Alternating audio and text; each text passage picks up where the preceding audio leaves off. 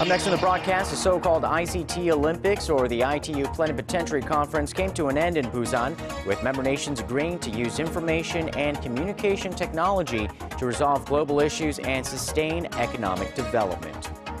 President Park leaves Monday for a trio of top-level summits, including the APEC, ASEAN-plus-3 and G20. The 9-day trip will take her to China, Myanmar and Australia.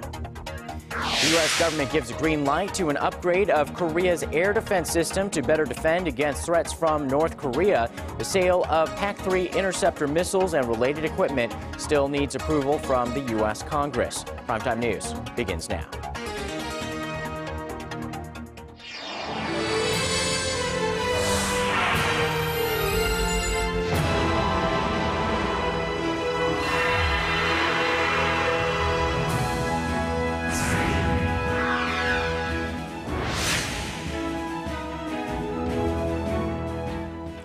Welcome to the program, everyone. You're watching Primetime News live from Seoul. I am Kang, and I'm Sean Lim. Thanks so much for joining us tonight. The 3-week-long ITU Plenipotentiary Conference came to an end on this Friday, with member nations seeing eye to eye on using ICT to tackle global issues and foster sustainable growth. And for host country Korea, it was an event that cemented its status as a global ICT power country. Connie Kim reports. The International Telecommunication Union was a global affair with agreements to use information and communication technology to resolve global issues and to sustain economic development. Telecommunications and ICT can serve to improve human rights and welfare of all humankind, irrespective of region, country, gender, or class. ITU Secretary General Hamidou Ndoura said he anticipates a world in which everyone benefits from easy and affordable access to ICT. Both industrialized and developing nations saw eye to eye on using ICT to tackle diseases such as Ebola and bolstering aviation safety by allowing global flight tracking. As the ITU conference came just before the deadline for the United Nations 2015 Millennium Development Goals, nations spoke in support of underprivileged nations setting up their own IT infrastructure to eradicate poverty. However, ITU member nations still need to find agreement on the definition of information and communications technology. That has presented difficulties in deciding whether to give the UNR more of a mandate in internet governance. The conference gave host country Korea a venue to expand its position in the sector. 3 resolutions proposed by Korea were adopted. It includes facilitating the use of Internet of Things and making sure that more than half of global households have access to the Internet by 2020. Affirming Korea as a global ICT power nation, Korean IT expert Lee Jae-sub was elected as director of the Telecommunications Standardization Bureau, one of the top 5 decision-making posts under the ITU. Now, looking ahead to the 2018 Plenipotentiary Conference in the United Arab Emirates, member nations anticipate a more connected world and creating sustainable growth harnessing the use of technology. Connie Kim, Arirang News, Busan. President Park Geunhye will soon embark on a 9-day trip to China, Myanmar and Australia to participate in 3 major multilateral gatherings, the APEC Summit, the ASEAN-plus-3 and G20 summits. Throughout her tour, President Park is expected to drum up support for her economic and security initiatives. Choi Yoo-sun tells us more. President Park Geunhye will open her trip on Monday at the 2014 APEC Leaders Summit in Beijing at the forum's Business Advisory Council. There, the Korean president will introduce her administration's efforts to spur domestic growth and expand the job market through social reforms, deregulation, and supporting creative industries, often dubbed the 3-year Economic Innovation Plan. At the Leaders Summit, President Park will discuss a new growth engine for the global economic recovery and ways to better integrate member economies. She's also scheduled for bilateral talks with Chinese President Xi Jinping, where much attention will be focused on the progress of FTA negotiations. President Park will then travel to Myanmar for the ASEAN-plus-3 summit and the East Asia Summit. Here, she will urge for greater regional cooperation to counter the Ebola outbreak and the threats posed by Islamic State militants in the Middle East. The Korean president will also have a chance to promote her North Korea-related policies and to boost ties with the ASEAN. For the final leg of her trip, President Park will travel to Brisbane, Australia for this year's G20 summit, where she will again speak about her economic innovation plan as an initiative to address the global problems of low growth and high unemployment. The Korean president will also meet the Saudi Crown Prince to seek out more opportunities for Korean firms to invest in the Arab country's infrastructure construction. Promoting her administration's economic and security policies to world leaders, President Park hopes to highlight Korea's contributions to global security and prosperity, thereby further cementing its status as a major middle power. Choi Yu-sun, Arirang News. Over in Beijing this Friday, the top diplomats of South Korea and China held talks to set the agenda for a bilateral summit between their leaders next week. Foreign Minister Yoon Byung-se told his Chinese counterpart Wang Yi that he is one of two partners, along with U.S. Secretary of State John Kerry, that he meets with the most, noting that their frequent meetings are a sign of their close ties. Wang said Beijing is satisfied with the current stage of development of its bilateral ties with Seoul.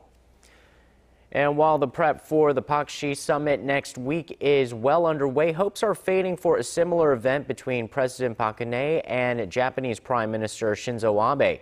Son Jung-in reports on how both leaders have shown in new statements that they remain worlds apart in their views on how to improve relations. The Korea-Japan Cooperation Committee held a joint meeting in Seoul on Thursday to come up with ways to improve strained bilateral ties leading into next year, which marks the 50th anniversary of diplomatic ties being normalized between Seoul and Tokyo. In a congratulatory message read by Korea's Vice Foreign Minister, President Park Geun-hye emphasized that Korea and Japan are important partners that share mutual interests and therefore must work together to open up a bright future. However, she pointed out that there are still many obstacles facing the two countries. Meanwhile, in a statement read by Japan's ambassador to Korea, KoreaJapan, Prime Minister Shinzo Abe said he believes it is important for the two countries to engage in dialogue to settle their differences. Abe called for an honest discussions at all levels, including a summit without any preconditions. But as President Park has stated that Japan must first show sincerity and a commitment to addressing the sexual enslavement of women by the Japanese military during wartime, hopes are fading of a Korea-Japan summit on the sidelines of the APEC summit in China next week. Son Jung-in, Arirang News. South Korea moves another step closer to upgrading its missile defense system and, by extension, standing up to North Korea's threats by itself. The U.S. State Department has approved the sale of interceptor missiles to South Korea. Kim Hyun-bin tells us more. The U.S. government has given the green light to the possible sale of PAC-3 interceptor missiles and related equipment to South Korea. The U.S. Defense Secretary Cooperation Agency says the State Department has approved South Korea's request to buy 136 PAC-3 missiles at an estimated cost of $1.4 billion. That request has now been passed on to the U.S. Congress, who will decide whether to approve it. South Korea wants to use the PAC-3 missiles to upgrade its present PAC-2 air defense system by 2020 to better defend against threats from North Korea. The PAC-3, a low-tier missile that can hit a ballistic missile up to 40 kilometers in the air, is viewed as essential for Seoul's plan to build its Korea air and missile defense system. The PAC-3 missile, which is designed to make a direct impact on an enemy target, is more efficient and accurate than the PAC-2, which is made to explode near a target. The U.S. Defense Security Cooperation Agency says the upgrade would not only provide South Korea with greater capabilities, but would also decrease the Korean military's reliance on U.S. combat forces. That is viewed as being crucial for the successful transfer of wartime operational control from Washington to Seoul, which was recently delayed until sometime in the mid-2020s. Kim Hyun-bin, Arirang News. The global community is taking action to address North Korea's widely documented human rights abuses. The European Union on Thursday briefed the UN General Assembly Committee on a resolution they presented last month together with Japan, urging the Security Council to refer Pyongyang to the International Criminal Court. The EU representative, Italian Councillor Megumi Yokota, told the committee that they are deeply concerned about systematic rights abuses in North Korea. She added the world can no longer ignore the suffering of North Korean people. The resolution, co-sponsored by some 40 countries, calls for a probe based on the findings of a UN inquiry. A committee vote is expected later this month before the measure goes to the full assembly in December. The mystery surrounding the death of a Japanese national kidnapped by North Korea back in the 70s may have been solved. A local newspaper has unveiled some new discoveries about Megumi Yokota's possible fate. Hwang Sung-hee has the details. Megumi Yokota, who has become a symbol of Japanese nationals abducted by North Korea, may have been poisoned. South Korea's Donghwa-ilbo newspaper reported Friday that Yokota had been locked up in a psychiatric facility in Pyongyang, where she was force-fed sleeping pills and given shots, which led to her death either from poisoning or overdose in 1994. That's the same year North Korea claims Yokota committed suicide. The newspaper cites a joint investigative report by the Japanese government and South Korea's Separated Abductee Families Group that met in September with 2 North Koreans who worked at the asylum. The North Korean workers recalled seeing blue spots all over Yokota's body, evidence that she was either poisoned or given excessive pills, and said she was buried along with 5 others under the orders of the North Korean regime. That could explain why remains returned by North Korea in 2004 that were supposed to be of Yokota did not match her DNA. The Japanese government, however, denied the report out of Seoul, saying it lacks credibility. Yokota was taken by North Korean agents on her way home from school in 1977, when she was 13 years old. Her story is the most high-profile abduction case, but Tokyo officially recognizes 17 victims and believes more than 800 people were kidnapped with North Korean involvement. Japan and North Korea agreed to reopen an investigation into the fates of the Japanese abductees in July. A first report on the probe was expected in late August, but North Korea has not submitted one yet. The latest findings, if proven true, are bound to cause friction in the ongoing negotiations. Hwang Sung-hee, Arirang News.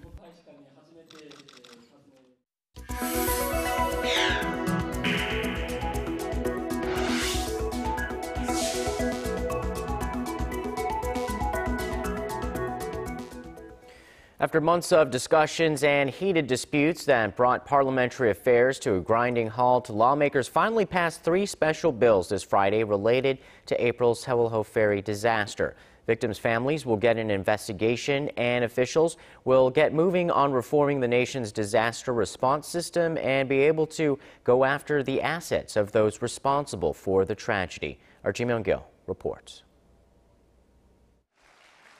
3 special bills, all related to April's ferry disaster, were finally passed into law after more than 6 months of strenuous efforts. Among the 251 lawmakers present, 212 are in favor, 12 are against, and 27 have abstained. The bill is passed. However, the victims' families of the Seoul ferry were not fully satisfied with the bill. The Seoul ferry bill passed today represents a major step forward compared to the original version proposed by the ruling Saenuri Party, but it does not fully meet our demands for investigative powers and political neutrality. The Seoul ferry bill will launch a special investigative committee composed of 17 members who will work for 18 months to find out what caused April's disaster that left more than 300 people dead or missing. A special prosecutor will also be appointed to investigate and indict those found responsible for the tragedy. The second bill, also related to the Seoul ferry disaster, is called the Yu Byung-won Law, after the deceased de facto owner of the sunken ferry. It gives the government more authority to go after and confiscate wealth that is illegally accumulated by members of a family. The third bill is the revised Government Organization Act, which sets up 2 new ministries under the Prime Minister's office.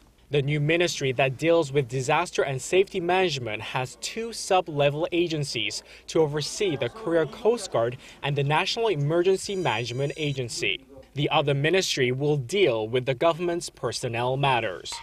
With the passage of the 3 bills, the 2 rival parties have finally put their month-long battle over the special bills to rest and now turn their full focus toward reviewing next year's budget. Kim Young-gyun, Arirang News. President Park Geun-hye has urged Korea's firefighters to play a pivotal role in making the country a safe and happy place to live. Marking the annual Firefighting Day, President Park said once the government restructuring bill to bolster national safety management passes Parliament, a new safety ministry will be established requiring more of Korea's firefighters. The president also promised personnel and financial support to make sure firefighters are working in a stable and safe environment.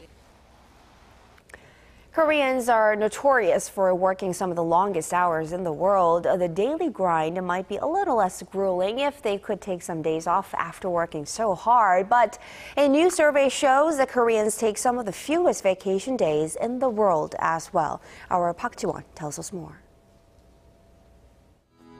Do you use all your vacation days? If you are in Korea, chances are you don't. Global travel site Expedia.com's annual vacation deprivation survey of nearly 8,000 employed adults in 24 countries has Korea ranked at the bottom for the number of paid vacation days per year. And of the short vacation days that Korean employees do get, many don't even use all of them. People in European countries like France, Denmark, Germany, and Spain all enjoy more than 27 paid vacation days per year, nearly twice as many as most Asia-Pacific and North American countries. Korea was ranked last out of the 24 countries at just 8.6 days. Adding insult to injury, more than 60% of the Koreans surveyed weren't even able to spend all of their short vacation days, the highest mark among the surveyed countries. So why all the work and less play? Respondents said their work schedules did not allow them to take all their vacation days. Many said they had to either delay or cancel vacations altogether due to work. It's yet more evidence that Koreans are vacation deprived, adding credence to calls that a shift in the work-life balance here requires attention and action. Park Ji-won, Arirang News.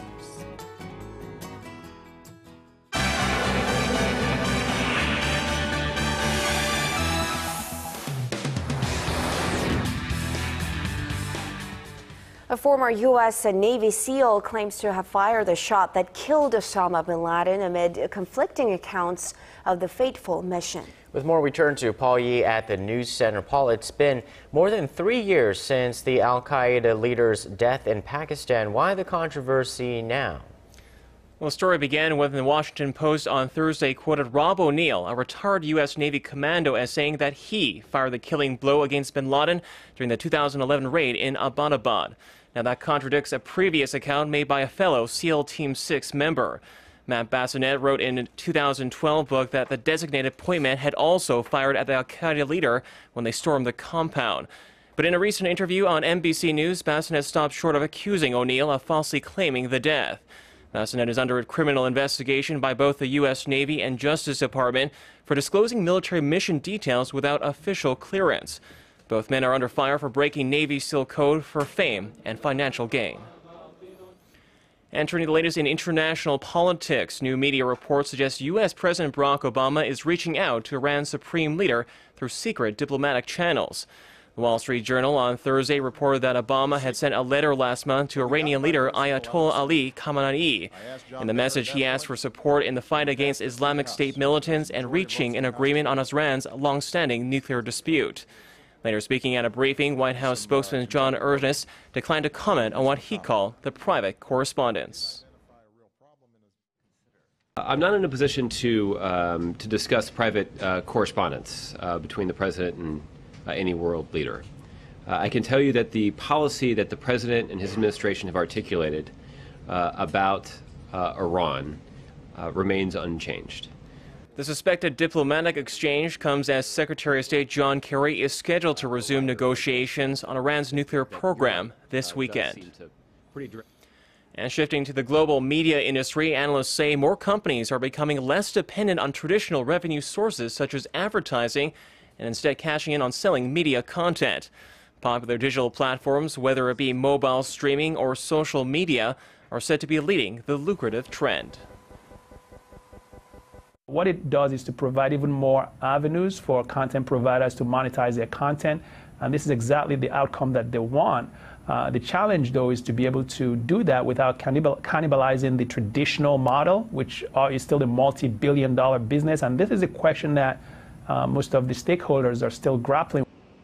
Driving home the point, CBS, owner of the most watched U.S. television network, has for the first time reported that less than half of its revenue is coming from advertising.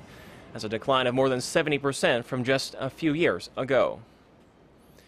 And that wraps up our look at international stories for now. I'll see you back here next week.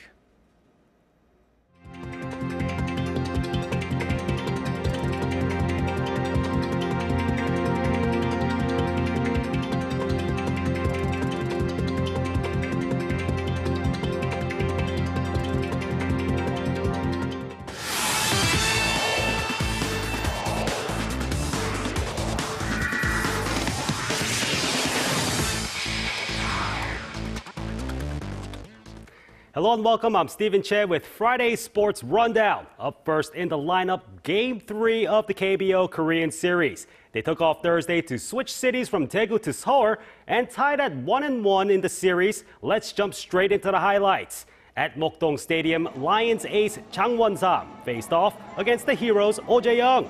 And both are stellar until the 5th inning. Chang gives up a solo home run to Nexon's Vinny Rotino to put the Heroes up. Then starter Oh Jae-young, he's pulled after 5 innings of great 2-hit ball. But later in the 8th inning, the Lions' Lee Seung-yup hits a blooper. The fielders can't get it and a run scores. It's a tied ball game. But the tie's broken in the top of the 9th when Park Gan-hee slams the 2-run shot. Samsung goes on to win 3-1 to go up 2-1 in the series. They stay in Mokdong for Game 4 Saturday.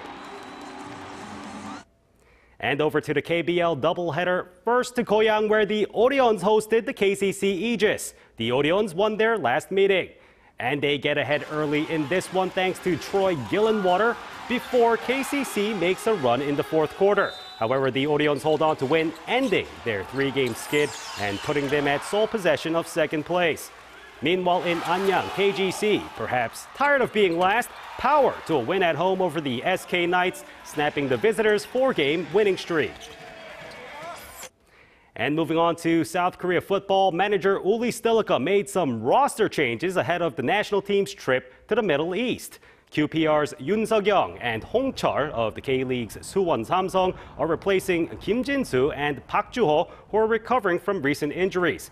All play at the left back position, a rotating door as of late.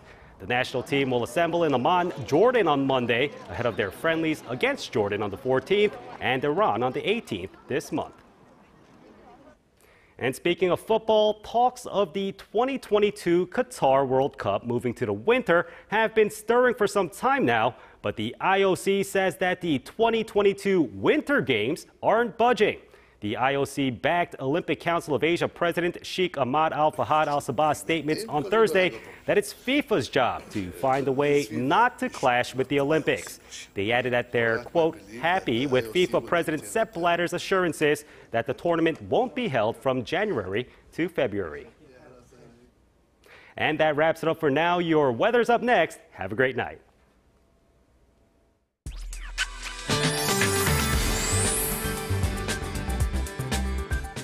Hello and TGIF, I'm Kim Bo-kyung with the latest weather forecast. At the moment, rain is falling on the eastern coast of both Gyeongsang-do provinces due to winds blowing from the west to the east, and another 5 to 10 millimeters are expected there through later tonight. Today is Ipdong here in Korea, which is one of the seasonal indicators marking the beginning of winter. And yes, conditions are a lot chillier compared to yesterday, so make sure to bundle up if you're headed out for a late night trip. On Saturday, clouds will move in nationwide and light showers are forecast for Jeju, but conditions should mostly clear up by Sunday, nice for outdoor activities. Here are the readings for tomorrow. Seoul tops out at 15, Daegu and Gwangju 16, rainy Busan reaches 18.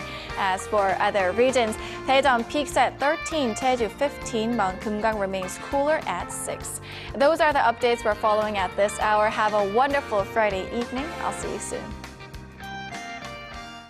Thanks, Bo-kyung, and that's Primetime News for this Friday. Thanks for watching. I'm Kang Chery. And I'm Sean Lim. Have a great weekend. We'll see you soon.